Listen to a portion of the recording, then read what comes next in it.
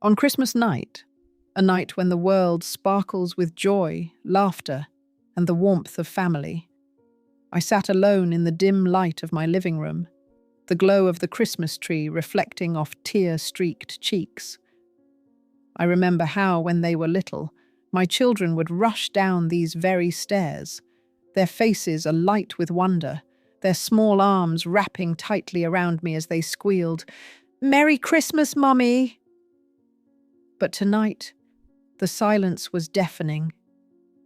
No phone calls, no knocks at the door, no messages saying they were on their way. I waited, holding on to a fragile hope that maybe, just maybe, they would remember that I am still here, still their mother, still longing for even the smallest sign that I mattered to them. I cooked their favorite dishes, set the table just like I used to, and watched the hours pass as the candles burned low. I can't help but wonder, where did we go wrong? Was there a moment I missed, a word I should have said, an embrace I should have given? As a mother, your love is unconditional. It fills every room, every memory, every sacrifice. But what do you do when that love feels invisible, when the people you gave everything to no longer see you? Tonight, the weight of abandonment feels heaviest because it's Christmas, a time meant for togetherness, for forgiveness, for love. And yet here I am, wondering if they even remember the sound of my voice, the touch of my hand, the stories I once told by the fireplace. If you've ever felt this ache, this hollow space where family should be, please know you are not alone. Share your thoughts in the comments. Tell me your story. And if my words touched your heart, please like this video, leave a comment, and subscribe to the channel. Together, maybe we can remind each other that even in the loneliest moments, we are seen. I set the table for 5, though only 1 plate will be touched. It's ridiculous, really.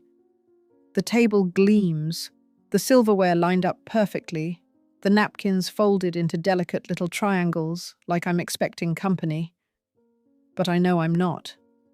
I know I haven't been expecting anyone for years. Yet here I am, setting the stage for a family dinner that exists only in the haunted corners of my mind. The scent of rosemary and garlic curls through the house, wrapping around me like a memory I can't peel off. My hands move automatically, stirring the gravy, checking the roast, basting it like anyone gives a damn. I tell myself it's for me, that I deserve a beautiful meal, that I'm treating myself. But I know better. I'm a liar. I'm setting this feast like a baited trap, hoping they'll walk through the door, starving, apologetic, their eyes soft with regret. I glance at the clock. Each tick feels like a tiny dagger, carving slow, deliberate cuts into the softest parts of me. 7:14 p.m. They were always late, weren't they? Always pushing curfew? Always testing how long they could keep me dangling in the doorway. But back then, I knew they were coming home. Back then, I had a mother's confidence, the certainty that no matter what storms raged outside, they'd come back to me. Now, I have nothing but the raw sting of maybe. Maybe they'll call. Maybe they'll remember. Maybe I'm not as forgotten as I feel. Shadows stretch across the walls, tall and crooked, like long fingers, creeping toward me. This house has become a monster, a breathing thing that feeds on absence. Every creak, every sigh of the wind outside feels like a whisper, a taunt. They're not coming. I move through the rooms like a ghost myself, touching the backs of chairs, smoothing out cushions, straightening the stockings I've hung on the mantel. Tiny, sad relics of a time when they believed in Santa and believed in me. I wonder if they remember the promises they once made. I remember their tiny voices, solemn and earnest. "I'll always need you, Mummy. I'll always come home." I want to believe they meant it. But maybe I was just a character in their childhood, a prop in a story they outgrew. Maybe mothers are like Christmas trees, bright and beautiful once, then shoved to the curb when the season passes. My fingers tremble as I hang the stockings, the fabric soft and worn from year of small, eager hands tugging at them. I stare at the names stitched on them. Emily, Jack, Lily, names that feel foreign now, like strangers' names. I pour myself a glass of wine, swallowing the bitter truth along with it. This waiting, this hoping, it's not romantic. It's pathetic. Every sound sharpens the loneliness, the groan of the floorboards, the ticking of the radiator, the brittle crackle of the fire. I catch myself whispering their names under my breath, like some desperate incantation.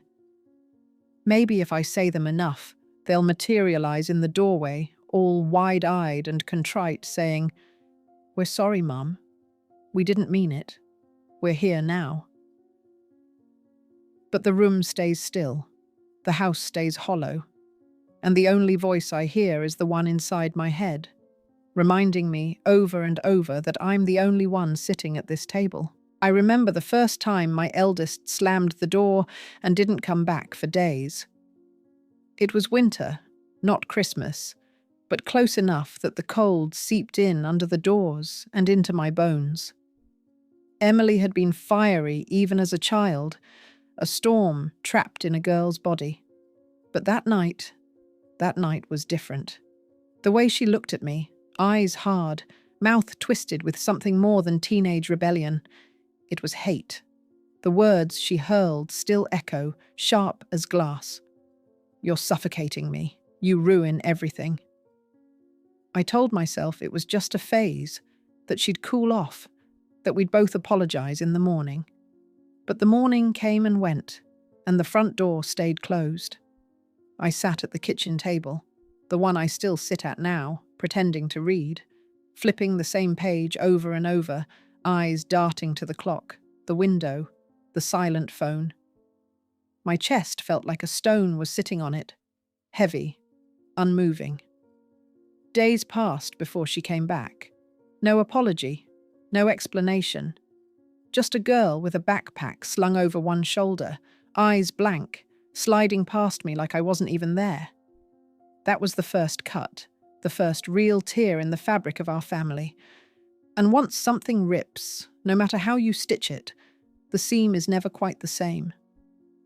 I replay every fight in my head, every slammed door, every sarcastic remark, every moment when I could have softened my voice, could have taken a breath instead of snapping back.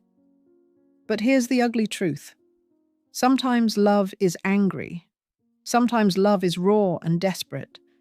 And sometimes you lash out because you care too damn much. I wonder if they know that, or if all they remember is the sharpness of my words, the tightness of my grip. The house became a battlefield, but no one declared war.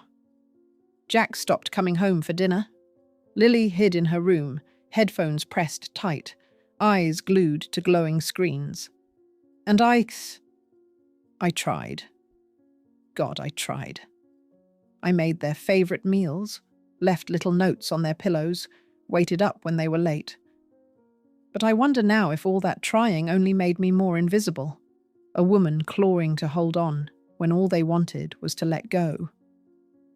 My heart aches with the memory of us unraveling. It wasn't a dramatic explosion. No, it was worse.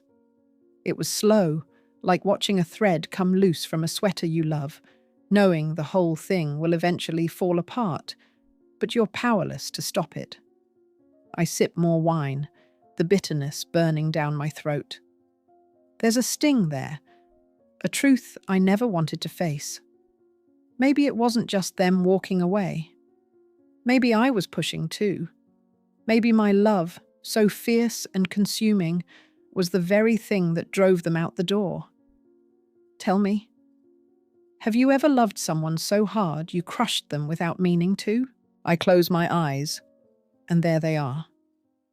Their voices bubble up from the hollow spaces of the house, light, breathless, full of the wild, pure laughter of children. I hear the slap of bare feet on the floorboards, the shriek of a game gone too far, the sweet, piercing call. "Mom! Mom! Watch me! Look at me!" I was their whole world once, I remember that. Or maybe I just want to believe I was. But the laughter in my head has turned on me. It's no longer tender, no longer comforting. Now it's brittle, sharp around the edges, like a recording played over and over until the sound warps and curls into something cruel. I hear it in the dark corners, when I let myself drift, when I stop trying to fill the silence with noise, and that laughter becomes a mockery. "Look at you now, Mum." I find myself drawn to the old drawer in the side table, the one I've been avoiding for months, maybe years. My hands tremble as I pull it open, dust puffing up like the breath of a sleeping beast disturbed. The photos are there, just as I left them. Fat stacks of glossy paper, frozen smiles, summer sunlight, birthday cakes, Halloween costumes, scraped knees bandaged by my clumsy fingers. I run my thumb along their little faces, my breath catching in my throat. They were so small, so impossibly small. I remember Lily, my youngest, my softest, standing on tiptoe, her chubby hands cupping my cheeks, whispering, "I'll never leave you, Mummy. Never." She believed it. I believed it. And yet here I am, alone on Christmas night, clutching a photo like it's a lifeline, like it can somehow pull me back to a time before everything cracked and split apart. My chest tightens, and I press the photo hard against it, as if I can force the memories back inside, as if I can patch the hole where they leaked out. But memories are liars. They show you what you want to see, not what was really there. When did they forget those promises? When did they choose to forget? Or worse, was there a moment, a single sharp second, when they decided I wasn't worth keeping? Did I miss it? Did I turn away at the wrong time, say the wrong thing, fail them in some silent, irreversible way? I sit in the dark, the only light the faint, taunting glow of the neighbours' houses. Their windows blaze with warmth, their rooms alive with laughter, real laughter, not the sick echo rattling around in my head. I can hear their parties, their music, the clink of glasses and the rustle of wrapping paper. They are families, complete, whole. I will never belong to that again. I am an outsider, watching life happen through glass, a face pressed up against a window that will never open. And then the thought, the terrible, gnawing question, worms its way in, cold and wet and undeniable. Was I ever really enough for them? I cradle the phone in my hands, like it's something sacred, something that might crack open and spill out all the love I've been missing if I hold it just right. I charge it obsessively, watching the little battery icon creep upward, as if full power might somehow improve my chances. I check the screen every few minutes, compulsively like a gambler feeding coins into a machine, desperate for just one jackpot, one call, one message, one reminder that I'm still someone's mother. Each buzz jolts me upright, heart ricocheting against my ribs. But it's never them. Spam emails, stupid app notifications, some automated reminder about a bill I haven't paid. Useless noise, mocking noise, never their voices, never their names lighting up the screen. I tell myself to stop, to put the damn thing down, but I can't. It's an addiction, this waiting, this maybe. Sometimes I scroll through old texts, rereading the apologies I sent, the little olive branches I stretched out like a fool. I'm sorry if I upset you. I'm sorry if I said too much. I just miss you. And then, nothing. Just silence on the other end, like I was speaking into a well, and all the sound got swallowed whole. I know I should delete them, wipe the slate clean, but I can't. Those unanswered messages feel like bruises I press on over and over just to remind myself where it hurts. My thumb hovers over their contact names: Emily, Jack, Lily. 3 little ghosts trapped in my phone. I wonder if I should try, just one more time. Dial the number, let the ringtone slice through the night, hope they pick up. But the fear wraps around my throat like a noose. What if they don't answer? What if they do, and it's worse? What if I hear the cold edge in their voices, the polite dismissal, the mum, we're busy, that will echo in my head for days? I pace the house, barefoot, the floor cold under my feet. I hear their voices in the walls, soft and slippery, half memory, half fantasy. I see flickers of movement in the corner of my eye. Lily's laugh, Jack's sarcastic grin, Emily's nervous little fidgeting. But when I turn, it's just shadows, just the trick of an empty house. I wonder if they're together right now. Maybe it's someone else's house, someone they call family now. I wonder if they laugh about me, or worse, if they never even mention me. If I've become a non-person, a story they don't bother to tell. The air in the house feels thick, pressing against my chest, making it hard to breathe. I sit by the window, watching the empty street, the dark houses, the untouched snow. I tell myself, tomorrow they'll call. But the words taste sour in my mouth, like spoiled milk. I know it's a lie. I tell it anyway. Because if I don't, what's left? Do you ever lie to yourself just to survive the day? I catch my reflection in the hallway mirror, and for a second, I swear I don't know the woman staring back. The light is dim, casting harsh shadows across her face, deepening the lines around her mouth, the sag at the corners of her eyes. There's a fragility in her posture, a brittle stiffness, like she might shatter if someone touched her too hard. I lean closer, squinting, searching. Where did she go? The mother I used to be. I remember her vividly, the woman who sang lullabies in the dark, rocking tiny bodies against her chest until they melted into sleep. The woman who kissed every scraped knee, bandaged every small wound with butterfly plasters, and whispered promises. The woman whose arms were a fortress, whose voice was a balm. She was soft and strong all at once, a creature made entirely of love. But when did she fade away?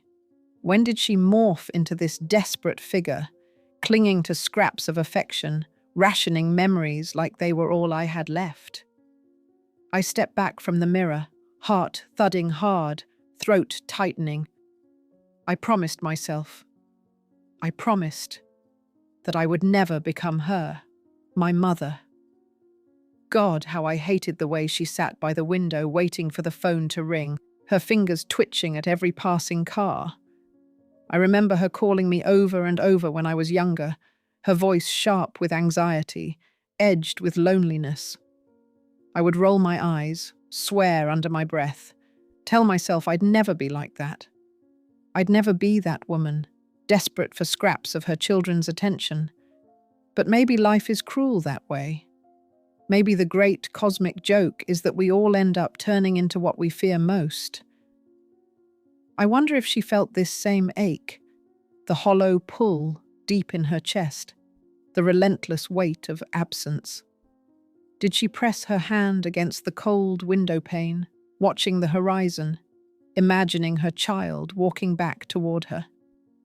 Did she lie awake at night, rehearsing every conversation, wondering where she'd gone wrong? I press my palm against the mirror, the glass cool against my skin. And in that warped reflection, I see both of us. Her and me, two mothers, two ghosts, both abandoned. The past and present overlap until I can't tell where she ends and I begin. I wonder if this is the legacy we leave our daughters, a roadmap of loneliness, a blueprint for becoming invisible. The loneliness runs deeper than I thought. It's not just in my heart or my mind, it's in my bones, coiled around the marrow, wrapping tighter every year. I can feel it, sharp and brittle, every time I reach for my phone and stop myself, every time I rehearse a message I'll never send. Did she ever hate me for what I put her through? Do my children hate me now? Or worse, do they simply not care? If you've ever seen your own mother's shadow in the mirror, if you've ever felt the sting of becoming the very thing you once swore you'd escape, tell me, how did you survive it? How did you break free? Just past midnight, there's a knock at the door. Sharp, deliberate, like the crack of a whip against my ribs. My heart vaults into my throat so violently I nearly choke. For a single blistering second, I believe they've come back. That maybe, my children, my wandering, forgetful, selfish children, have remembered that somewhere in this house, their mother is still waiting. I rush to the door, nearly slipping on the worn rug, breathless, the tips of my fingers already numb with anticipation. My hand trembles in the knob as I fling it open, the cold night hitting me like a slap. But there's nothing, no one. The porch is empty, silent, a cruel prank of the wind, or maybe the house itself, laughing at me. The only footprints in the snow are mine, little crescent dents from earlier when I checked the mailbox for the 10th time. The street stretches out in both directions, dark and slick and endless, like the mouth of something hungry. My eyes dart left, right, scanning the shadows for movement. But the night gives nothing back. Just the hollow sound of branches scraping glass, the far-off whistle of a neighbour's wind chime. I step outside, barefoot, the cold gnawing at my skin like teeth. I'm not sure why. Maybe some part of me thinks if I put myself out there, exposed, vulnerable, the universe will take pity on me, will give me a sign. I want to scream their names, tear my throat open with the force of it, demand that the universe return what it has taken. Return Emily's shy smile, Jack's loud, infectious laugh, Lily's small, sticky hand in mine. But I don't scream. I stand there, a silent statue on the doorstep, wrapped in moonlight and cold, realizing with a painful clarity that my voice would only echo back to me, that the night would swallow my cries the same way it has swallowed my hope. The stars look indifferent, cruel little pinpricks set into a sky that couldn't care less about one lonely woman shivering on her porch. I wonder, standing there with the snow biting into my feet, when exactly I became this person. When did I stop being their mother and start being this hollow thing they left behind? Finally, I retreat inside, closing the door softly behind me, as if slamming it might shatter the last brittle threads holding me together. The warmth of the house presses in on me like a too-tight sweater, suffocating, heavy. I wrap my arms around myself and feel nothing but bone. I glance at the clock. Past midnight now. Christmas Day, slipping into just another day, another grey smear on the calendar. I wonder if this night will ever end, or if this is it. The shape of all my Christmases to come. Me, alone, waiting for knocks that never come, for faces that never appear, for love that has long since packed its bags and walked away. I pull out the half-written letter I've kept buried deep in my drawer, between yellowed receipts and brittle birthday cards they once made for me, back when love was still loud in this house. The paper trembles in my hands, the creases worn soft from the number of times I've unfolded and refolded it, like some broken ritual. My handwriting is shaky, the loops uneven, the ink smudged where a tear must have fallen, though I don't even remember crying when I wrote it. Maybe the paper absorbed the grief the way I never could. I smooth it out on the table, the words staring back at me, raw and unfinished, like everything else between us. Dear Emily, Jack, Lily. It begins. Just names on a page now, syllables that catch in my throat every time I try to say them aloud. I read the letter softly to the empty room, feeling the tremor in my voice, the way it fractures on certain words. I'm sorry, I miss you. I don't know what I did wrong. There are things in this letter I've never said out loud, admissions I could never shape into sentences when they were here, when it mattered. I confess the mistakes I made, the moments I was too tired, too angry, too human. The times I raised my voice when I should have pulled them close. The times I was too busy keeping everything afloat to see that they were slipping away. I lay it all bare on these thin lines of ink, pouring out decades of love and regret, like maybe if I write it all down, it will make a difference.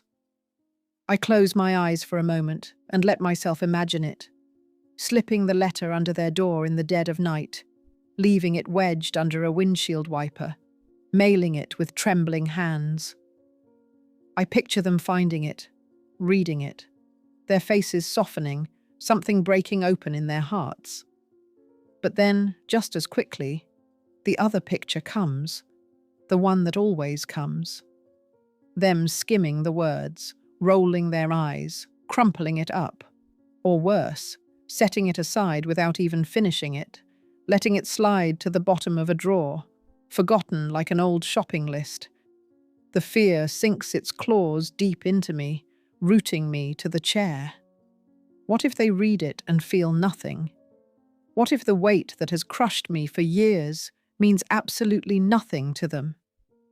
What if this letter, this desperate, aching confession, is just another scream into the void?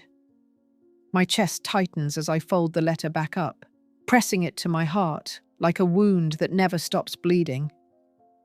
I sit there in the stillness, holding it close, rocking slightly as if I could cradle my own sorrow, as if I could soothe myself the way I once soothed them. Have you ever written words you were too afraid to send? Words that could shatter you if they were ignored? Tell me your story in the comments. I'm listening. The days slip past in a smeared, indistinct haze, a smear of light against the window, the slow shifting of shadows across the floor, the rise and fall of my own hollow breath. Time no longer feels linear. It loops in on itself, coiling tighter, a snake suffocating me in its grip. Morning, afternoon, night. They're just different shades of the same unbearable quiet. I've started avoiding mirrors. They hold too much truth, too much sharpness. My reflection has become a stranger, thin, slack-skinned, hollow-eyed. There's something repulsive about her, something grotesque in the way she clings to old rituals, setting tables for phantoms, cooking for mouths that will never open here again. So I skip the mirror when I brush my teeth, walk past the hallway glass without a glance. If I don't look, maybe she isn't there. I avoid the table too, the one I used to polish until it gleamed, the one that once held birthday cakes and Christmas feasts and homework sheets scattered like fallen leaves. Now it's just a slab of wood, cold and accusing. I skirt around it like it's a crime scene, like the ghosts of laughter and spilled drinks still hover above it, taunting me. The house, my so-called sanctuary, has become a beautiful, echoing prison. Every room hums with memory. The dent in the kitchen door where Jack slammed it during his teenage tantrums, the faded crayon marks on the hallway wall, remnants of Lily's artwork. Emily's old room, still faintly perfumed with the scent of the lavender lotion she used as a girl. Every corner, every crack, a dagger twisting deeper. I've stopped answering calls. Not that they're calling. But I can't bear the thought of hearing another telemarketer's voice, another wrong number, another reminder that the world is still moving out there, without me. So I let the phone ring, let the mailbox fill. The isolation becomes a cocoon, tight and suffocating. Sometimes I wonder, darkly, honestly, if anyone would notice if I simply vanished. If the house went dark and silent forever, would the world pause for even a moment? Would my children stop, mid-laugh, mid-work, mid-kiss, and feel something cold crawl up their spines? Or would they carry on, unburdened, unscarred, relieved even, to no longer feel the distant tug of a mother they've outgrown? At night, I lie awake, staring at the ceiling cracks, tracing them like fault lines on a map. I imagine packing a bag, walking out the door, starting over somewhere far away. But the thought dies quickly. Where does a woman like me go when her entire life has been built around people who no longer need her? What shape does freedom take when you've been defined by sacrifice for so long? The silence grows louder with each passing day. It fills my head, pushing against my skull, a roaring, aching void that drowns out even my own thoughts. It's not just the absence of sound. It's the weight of what's missing, the echo of words unsaid, love unreturned. It threatens to swallow me whole. Do you know that feeling? When silence becomes a living thing inside you? Have you ever wondered what it would take to break it? The sun was bleeding its last light across the sky, painting long, bruised shadows against the walls when I heard it. The crunch of tires on gravel. A sound so ordinary, so mundane, and yet it sliced through me like a blade. I hadn't heard it in months. Not here. Not in front of this house that had become a sealed-off tomb. My heart slammed against my ribs, wild and breathless, like a caged thing that hadn't moved in years. Hope rose, feral and hot, but right behind it came dread, cold and sharp. What if it wasn't them? Or worse, what if it was? What would I even say after everything we'd let rot between us? The knock came soft, hesitant, like the person on the other side wasn't sure they should be here. I froze, one hand gripping the edge of the kitchen table to steady myself. My legs felt strange, like they were made of brittle glass. I held my breath. And for a moment, the house felt like it was holding its breath too. Step by shaky step, I moved toward the door. The hallway stretched out like a tunnel, every inch weighted with memory. I passed the photos on the wall. Birthdays, Christmas mornings, faces lit up with joy I could no longer touch. My fingers grazed the frame of their last family portrait, the one where they still leaned into me like I was their anchor. I opened the door slowly, almost afraid the air would crack with the pressure inside my chest. And there they were, older, tired, faces I knew down to the bone, and yet somehow not the same. Their eyes held something murky, something heavy, grief, shame. I couldn't tell. For a moment, we just stood there, silent, the years of pain and silence crackling between us like live wire. I wanted to say something sharp, something to protect myself. What took you so long? Or, you shouldn't have come. But my throat locked up. Their mouths opened too, but the words seemed to dissolve before they reached the air. And then, without warning, a tear slipped down their cheek. Not mine, theirs. I felt it hit me harder than any apology could. That single tear undid the years of angry stories I'd told myself to survive, that they didn't care, that I didn't matter, that I was easy to leave behind. That tear said something rawer, truer. We're hurting too. Without thinking, without calculating, they stepped forward. Their arms hung unsure at their sides, fingers twitching like they weren't sure how to bridge the gap. And I realized, in that fractured moment, that we were both still learning, still figuring out how to hold on when everything inside us screamed to let go.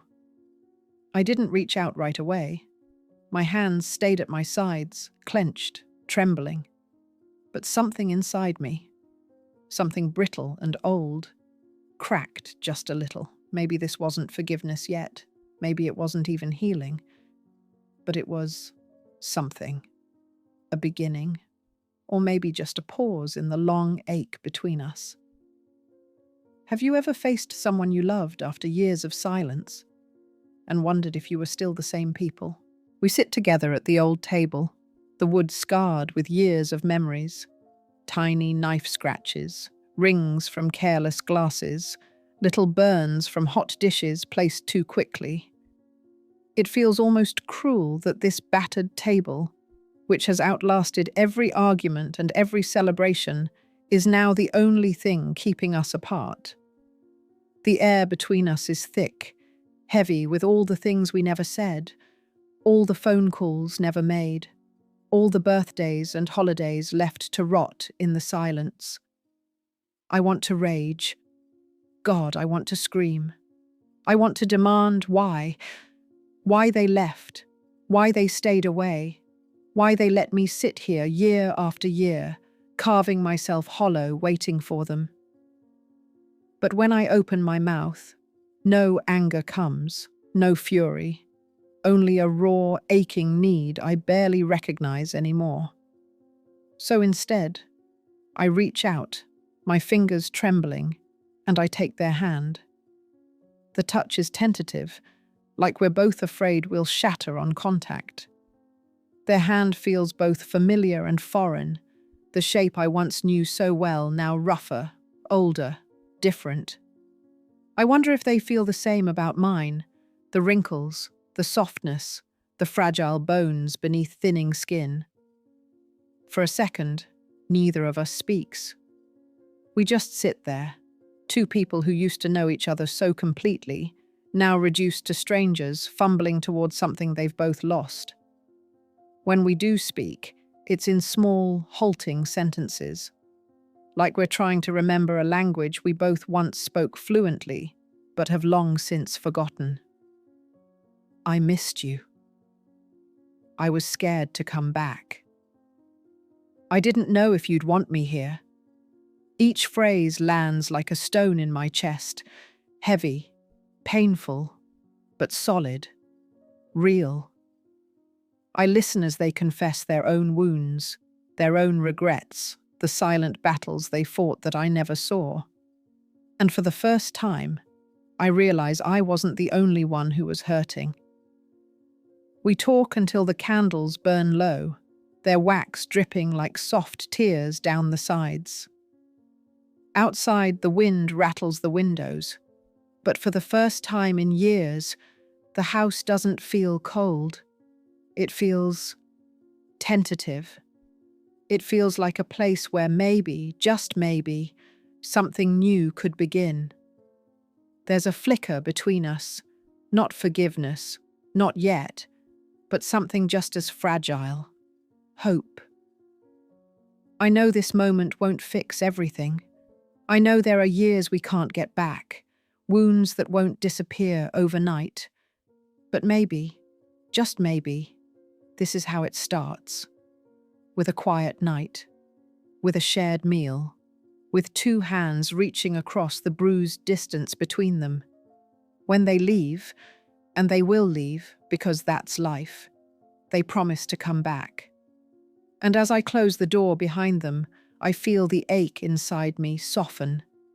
Not vanish, not heal, but soften, like a bruise that's finally, slowly beginning to fade. If you've ever stood at the edge of heartbreak, waiting for someone to come back, know this: your story matters. Please, if these words touched you, like this video, share your own experiences in the comments and subscribe to the channel. Together, we remind each other that even in the deepest loneliness, we are never truly alone.